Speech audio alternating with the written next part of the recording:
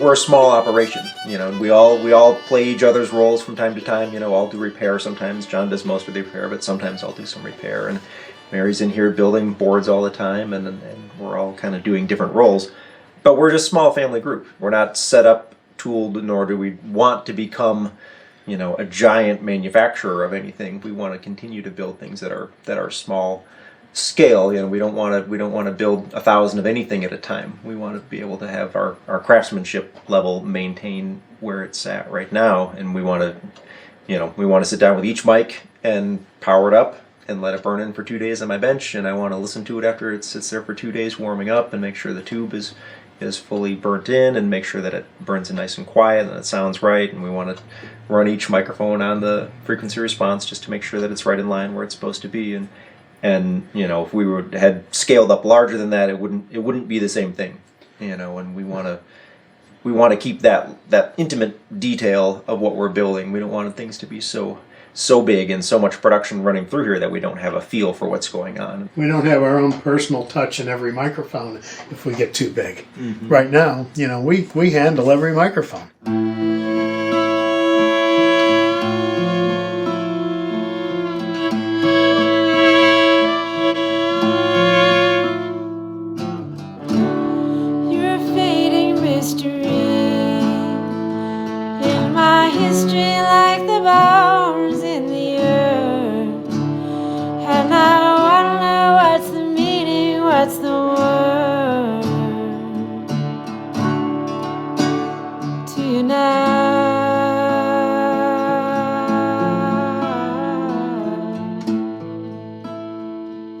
I worked for a man, Werner Ruvalds, who worked at the Neumann factory during World War II as a physicist.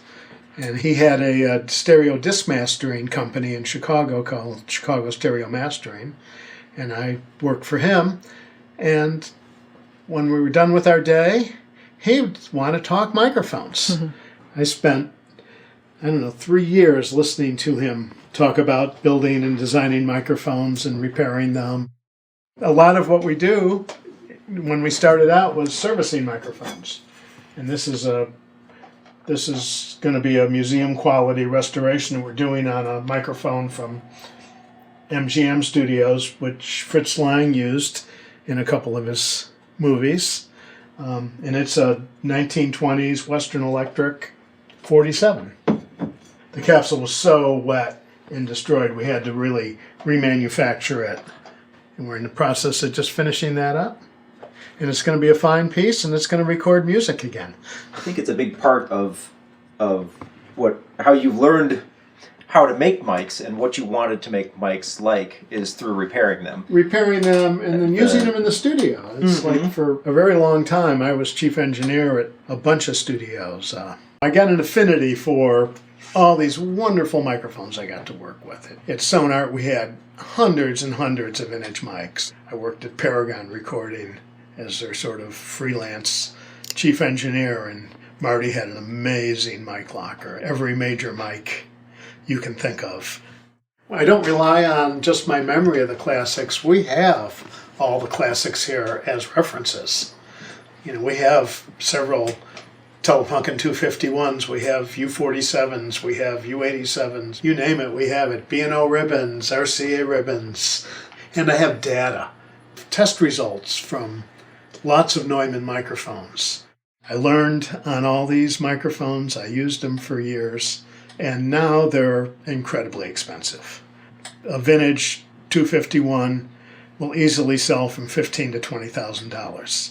How can you make your money back? Spend what it used to cost to buy a house on a single piece of equipment. We try and make a product that's really a quality microphone that's built to the highest standards we can possibly build it to, but is also priced at a price that's still a realistic price. That's something that somebody can afford to buy.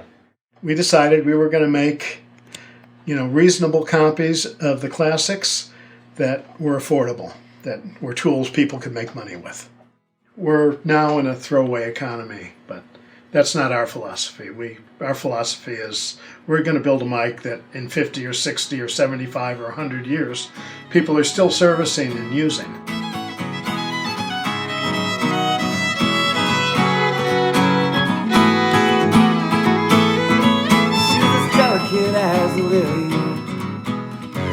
nice job.